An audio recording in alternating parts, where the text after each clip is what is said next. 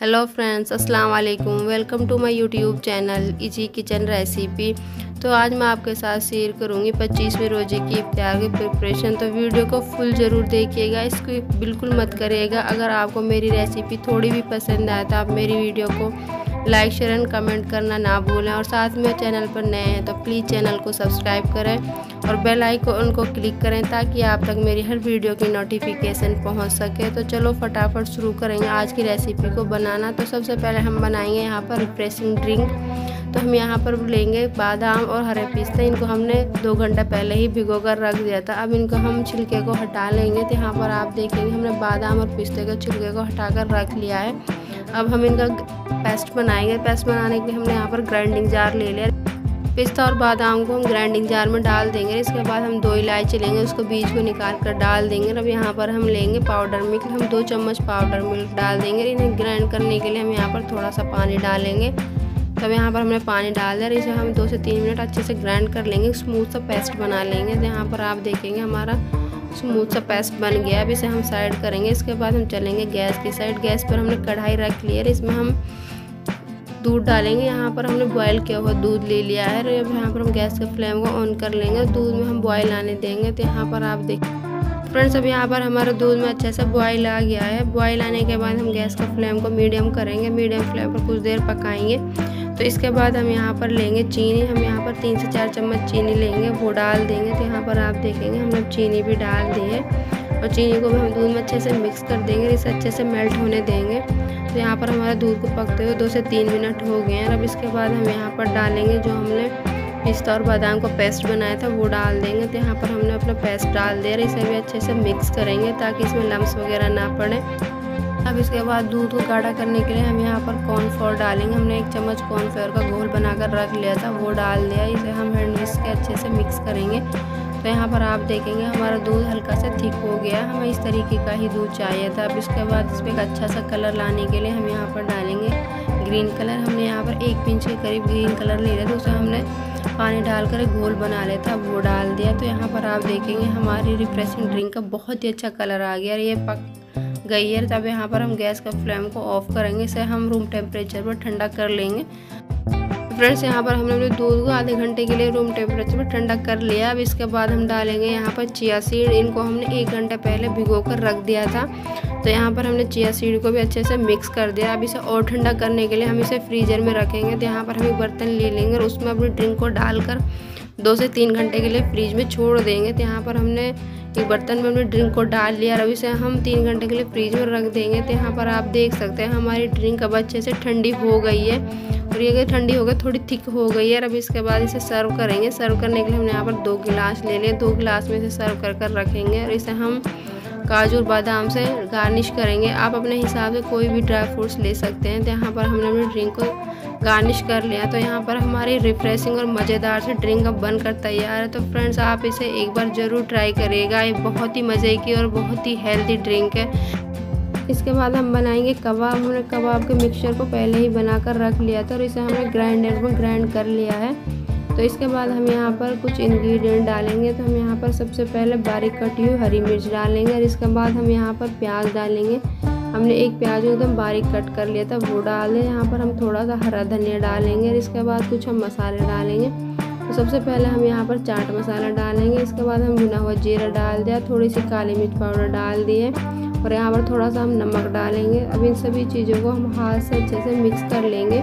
तो यहाँ पर आप देखेंगे हमने कबाब का मिक्सचर को बनाकर अब तैयार कर लिया। सभी इंग्रेडिएंट को अच्छे से मिक्स कर लिया है। तब इसके बाद हम अपने कबाब को बनाना शुरू करेंगे। तो हम यहाँ पर लेंगे पैन। तो आप चाहें तो कबाब वाली स्टिक भी ले सकते हैं। तो हम यहाँ पर पैन से थोड़ा शेप देंगे। तो हमने पैन ले लिया, हमने यहाँ पर अपने कबाब को बनाना शुरू कर दिया। तो यहाँ पर आप देखेंगे हमारा एक कबाब बनकर तैयार है। तो हम अपने सभी कबाबों को इसी तरीके से बनाकर रख लेंगे। तो यहाँ पर आप देखेंगे हमने 5 से 7 कबाबों को बनाकर रख लिया है। अब इसके बाद हम गैस पर तवा रखेंगे। तवे पर हम ऑयल डालेंगे। तो यहाँ पर हमने ऑयल डाल लिया है और ऑयल को हम यहाँ पर अच्छे से गर्म कर लेंगे। तो यहाँ पर हमारा ऑयल गर्म हो गया है।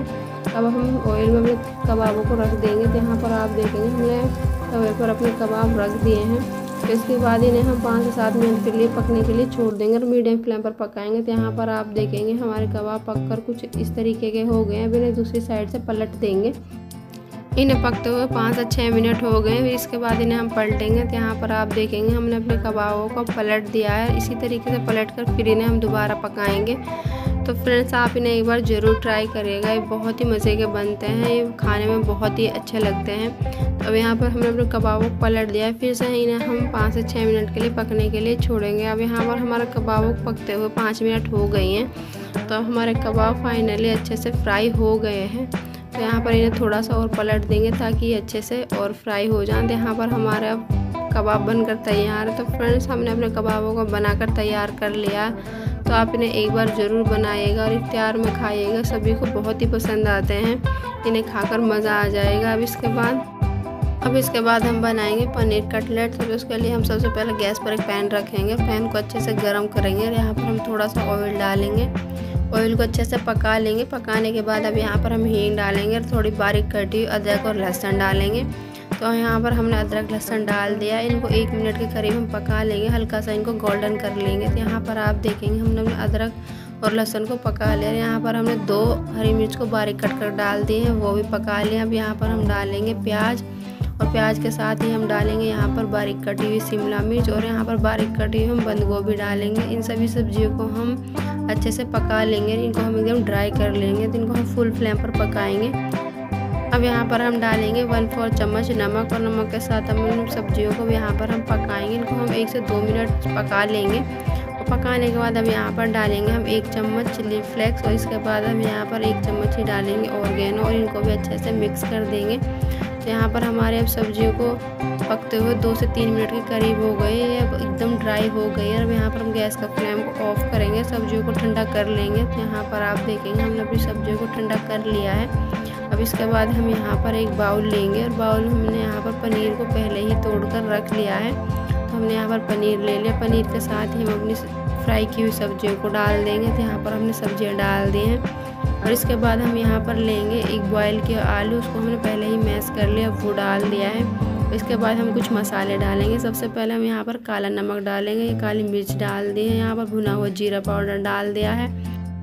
अब यहाँ पर हम सभी चीज़ों को अच्छे से मिक्स करेंगे। तो यहाँ पर आप देखेंगे हमने भी सभी चीज़ों को अच्छे से मिक्स कर लिया और अब यहाँ पर हम कटलेट बनाना शुरू करेंगे। तो यहाँ पर हम मीडियम साइज़ के गोला बना लेंगे। तो यहाँ पर आप देखेंगे हमने गोला बना लिया और उसे हमने हल्का सा हाथ से दबा दिया और हमारी एक कटलेट बनकर तैयार है। तो इसी तरीके से हम अपनी सभी कटलेट को बनाकर तैयार करेंगे। तो हम यहाँ पर मीडियम साइज़ का ही गोला बनाएंगे। तो यहाँ पर फ्रेंड्स आप देखेंगे हमने अपनी 5 से 7 कटलेट को बनाकर तैयार कर लिया और इसके बाद अब इनकी हम कोटिंग करेंगे। कोटिंग करने के लिए हमने यहाँ पर मैदे का घोल बना लिया और यहाँ पर हम ब्रेड क्रम्स ले लिए। तो अभी सबसे पहले हम यहाँ पर अपनी कटलेट को मैदे के घोल में डालेंगे और इसके बाद इसे हम ब्रेड क्रम्स से कोटिंग कर देंगे। हम अच्छे से दबाते हुए अच्छे से कोटिंग कर लेंगे। तो यहाँ पर आप देखेंगे हम इसी तरीके से हम पूरी कटलेट की कोटिंग कर कर रख लेंगे और यहाँ पर हम ऑयल के साइड चलेंगे। ऑयल को हमने अच्छे से पका लिया। पकाने के बाद हम एक एक करके अपनी कटलेट को डाल देंगे। तो यहाँ पर हम गैस का फ्लेम को फुल रखेंगे।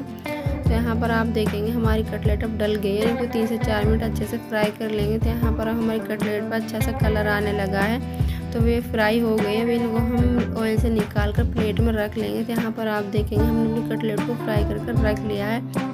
फ्रेंड्स अभी ना आप हरी चटनी या सॉस के साथ खा सकते हैं, हमें इन्हें हरी चटनी के साथ खाएंगे। तब इसके बाद हम बनाएंगे यहाँ पर चना चाट। चना चाट बनाने के लिए हम सबसे पहले बॉयल चने लेंगे। हमने चना को नमक के साथ अच्छे से बॉयल कर लिया, एकदम सॉफ्ट चने हो गए हैं। तो इसके बाद हम यहाँ पर डालेंगे बारीक कटी हुई सब्जियाँ। सबसे पहले हमने यहाँ पर प्याज डाल दिए, उसके बाद हमने खीरा डाल दिया, 1 टमाटर को बारीक कट कर डाल दिए, 2 हरी मिर्च कट कर डाल दिए, थोड़ा सा हमने हरा धनिया डाल दिया है। अब इसके बाद यहाँ पर हम कुछ मसाले डालेंगे। सबसे पहले हम काली मिर्च पाउडर डालेंगे, जीरा पाउडर डालेंगे, चाट मसाला डालेंगे। इसके बाद यहाँ पर हम डालेंगे नमक, ये हमने नमक डाल दिया और इसके बाद हम आधा नींबू का रस डाल देंगे। तो यहाँ पर हमने नींबू का रस भी डाल दिया। अब सभी चीज़ों को एक चम्मच से अच्छे से मिक्स कर देंगे। तो यहाँ पर आप देखेंगे हमने चने चाट को बनाकर तैयार कर लिया, सभी चीज़ें अच्छे से मिक्स हो गई हैं। तो यहाँ पर हमारे मज़ेदार और चटपटे से चने चाट बनकर तैयार है। तब यहाँ पर ऊपर से थोड़ा सा हरा धनिया से हम इसे गार्निश कर देंगे। तो यहाँ पर हमने हरा धनिया डाल दिया। तो फ्रेंड्स आप बिल्कुल सिंपल इस तरीके से चना चाट बना सकते हैं, बहुत ही मज़े की लगती हैं। तब हमारी इफ्तियार बनकर तैयार है। इफ्तियार को हमने दस्तरखान पर अच्छे से सेट कर लिया है। तो फ्रेंड्स आप दस्तरखान पर बैठकर अल्लाह पाक से दुआ करें, क्योंकि इस टाइम दुआ कबूलियत का टाइम होता है। तो अल्लाह पाक आपकी दुआ को ज़रूर कबूल करेंगे, हमें भी अपनी दुआ में याद रखेगा। तो फ्रेंड्स आज की वीडियो में बस इतना ही, मिलती हूँ आपसे नई वीडियो के साथ। तब तक के लिए अल्लाह हाफिज़। आप अपना ख्याल रखिएगा। Thanks for watching this video.